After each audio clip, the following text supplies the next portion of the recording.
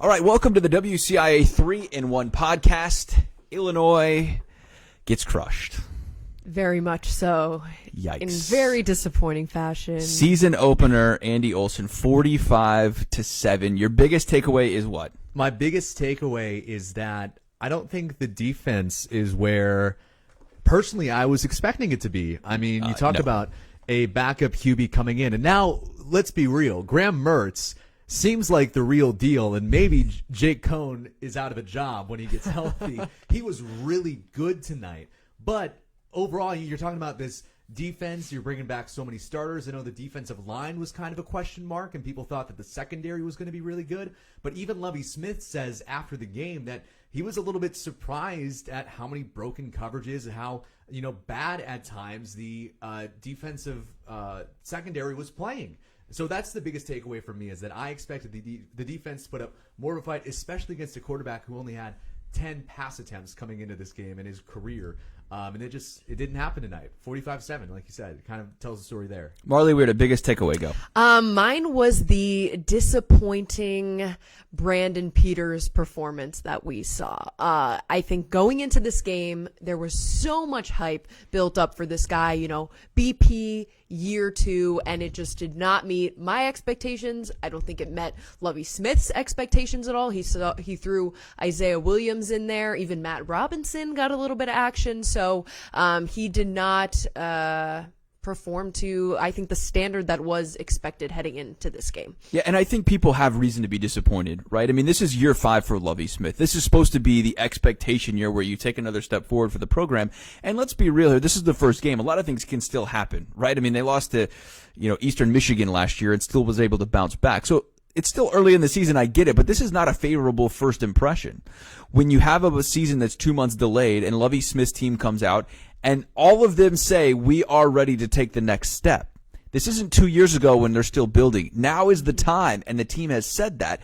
That means that they should be better. And yes, Wisconsin is really good. I think the Badgers are going to have one of the best defenses in the country this year, as you can well see, from how they played tonight. And you have to give Wisconsin credit for that.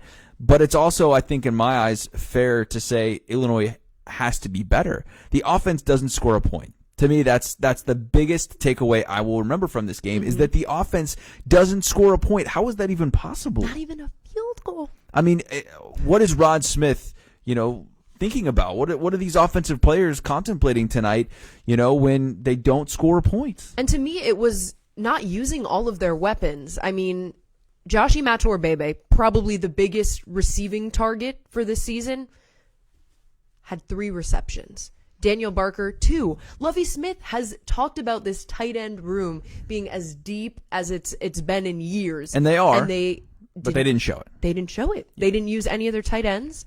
Brian Hightower, I was expecting a little bit more from the Miami transfer. Didn't see much from him. And Mike Epstein, not a great way to set the tone for the game initially with that fumble on the second offensive play of the game. So not a great bounce back for him, especially coming back from injury. Right, and I think that was so important. There's all this momentum, all this build up, all of these emotions coming into this for Mike Epstein on his comeback story, obviously, for the whole team, just to get this opportunity to play after that wasn't the case earlier this year. And then it's all just kind of like a gut punch when you fumble on the second play of the game. And then it's like, oh no, because Wisconsin's going to score, because that's what good teams do. Mm-hmm. Good programs take advantage of miscues like that. And obviously Wisconsin goes right down the field and is able to score. And I think for me, that just set the tone, obviously, but the momentum going for Graham Mertz. I mean, this is a redshirt freshman, sure, a highly touted guy. And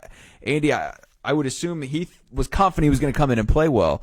But when you're just handed that at the beginning of the game, there's no adversity almost the entire rest of the way, other than the Tariq Barnes fumble recovery. Yeah, and like you mentioned, we talk about setting the tone on the Illinois side. But like you mentioned, when you're just as a redshirt freshman coming into your first game as a starter, when you're handed a 30-yard field and you're just like, all right, well, we only got to get 3 first downs at minimum to go and score a touchdown. Then you get that first touchdown, and then the momentum just starts building and building. I mean, you can tell that this was not going in the right direction from just the second play of the game. And on the Illinois side of the ball, we talked about Brandon Peters. I mean, he had a couple of short throws. Isaiah Williams gets to go out there a couple of times. Sorry. Yeah, more than just the 3 or 4 plays that Illinois had expected to him to get going into this game. Matt Robinson comes out for the final couple of seconds in the game. So it was a really, to me, backwards day at the quarterback spot from what I think I was expecting to happen going in. Right. And you can tell they were a little bit frazzled. I don't know if you got that impression. I mean, maybe that was just shaking off the rust, shaking off the nerves a little bit. But I mean, from that first fumble there, it kind of, I think they were a little bit rattled. And I think maybe they let that affect their momentum heading forward. I think the two things that are going to stand out to me, other than the offense not scoring a point tonight, was time of possession and 4th downs for Illinois. Illinois 0 for 3 on 4th downs tonight, which was just atrocious. I mean, that's a turnover in a sense. It's not going to necessarily go down on paper as that, but like that's a turnover. You're giving the ball to the other team because you can't convert on 4th and 1 and 4th and 2. And I don't blame the calls on that either. I thought there was good calls to go for it on 4th down. It's just you got to be able to convert, and when you don't, you're just giving so much momentum to a Bear that already has it, and then you're just running uphill the rest of the way. The time of possession, though, I mean, this is incredible from Wisconsin. You've got to completely give it to them for what they're able to do. 43 minutes, 28 seconds possession compared to 16 minutes, 32 seconds for Illinois. I mean, it's impossible to win a game unless you're just throwing 80-yard bombs the whole time, only having the ball for 16 minutes. And that just shows the ineptitude of the offense tonight, which I think we all said on our pregame show and conversations and everything else that maybe that was the biggest point of difference that Illinois needed to have this year was an improved offense to get to a point where they could manage the clock a little bit more, a better run game, and that didn't show tonight by and large, other than Brandon Peters, who is a runner, I guess. How many times did he go, at least pick up a first down on the ground? It had to be 3, 4, 5 different times. Some of them, I think, were designed. Well, he led the rushing attack tonight. Yeah, Brandon Peters leads the team in rushing tonight with 75 yards. I'm sorry, and it's nothing against Brandon, but this team's not winning games if Brandon Peters is the leading rusher. Right. I mean, that speaks to how poor they have so many good weapons in the backfield, and right. Mike Epstein, 36 yards. Chase Brown, 12. Did not use them. And Peters, like I said, I don't think it's necessarily bad that he runs for 75 yards, but if Brandon Peters is running for 75 yards, you're probably not in a good position with your running backs. And offensive line too. Like they've got to be better in that sense. They were the highly touted unit. Right? 125 or 26 combined starts coming into this game, and I thought they got manhandled. Yeah. Well, going against the Wisconsin defense, that's a tough challenge for anybody. But I feel like we do need to credit Tariq Barnes here because he really embodied the next man up mentality, because Jake Hansen went down early in the game with what looked not great. He came out of that pile stumbling. It was scary. Yeah, he was not walking in a straight line. His teammates kind of had to help him up.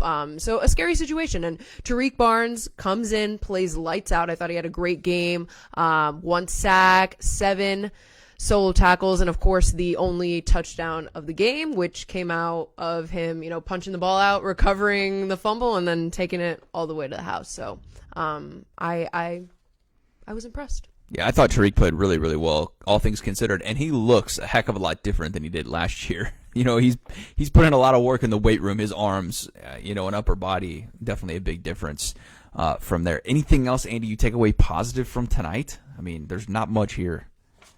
The things that I think you take away, positively is what Lovie Smith kind of echoed in the press conference, which was that no matter what, this is only going to go down as one loss in the stat column.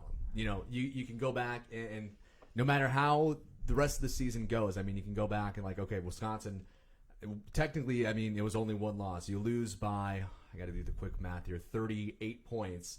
And now what can happen, when you go into games like that. I don't know something was wrong in the preparation, if they just didn't have enough tape on Mertz going into this, that they weren't prepared. Whatever it was, throw it out, try something new going into next week, And I think that's the biggest thing that you can take away from this is that you had that big defeat already. Learn from it. You want to try to avoid that, situation again. And you know what Marlee said, that 4-hour bus ride back is going to be a big learning moment for a lot of those guys because I don't think anyone's going to be very happy in those buses. Yeah, it's going to be a quiet ride home. Yeah, and the coaches will say it's just one loss, that's fine, whatever. It is. Lovey's not wrong in that sense, but losses hit differently. I mean, if this was a 10-point or one-score game, I think Illinois has a completely different feeling coming home tonight. They most people didn't think Illinois was going to win the game, but I think most people probably thought it would be somewhat competitive, Right. And I don't think that's unfair to think that either, right? I mean, this is the season that they had said that they are building for, so it's time to compete, it's time to be relevant, it's time to be in the conversation of hanging with a Wisconsin and it not being an upset. And I don't think that's unreasonable, and that's why I think it's pretty disappointing tonight for a lot of Illini fans and Illini Nation when you're sitting here going, man, this is the same old stuff we've been seeing forever, and here we are, and what's next? And what's next is Purdue. The Boilermakers play Iowa at home without Rondale Moore, without their head coach, Jeff Brom, who has COVID. Apparently the Rondale Moore thing is not COVID. It's just an injury, and he says he's supposed to be back next week is the report I read today from Mike Carmen. But Purdue comes into town next week. We'll see how they're able to play against the Hawkeyes on Saturday. But I think there's going to be a lot of people looking at this game against Purdue. You're at a similar timeline with the programs with Jeff Brom and Lovie Smith as a trajectory game. If you can't beat Purdue at home in year 5, then you start looking down the line here. Granted, it's early, but there's only 9 games, and there could be less than that with COVID. So this is a sprint here, and I don't know.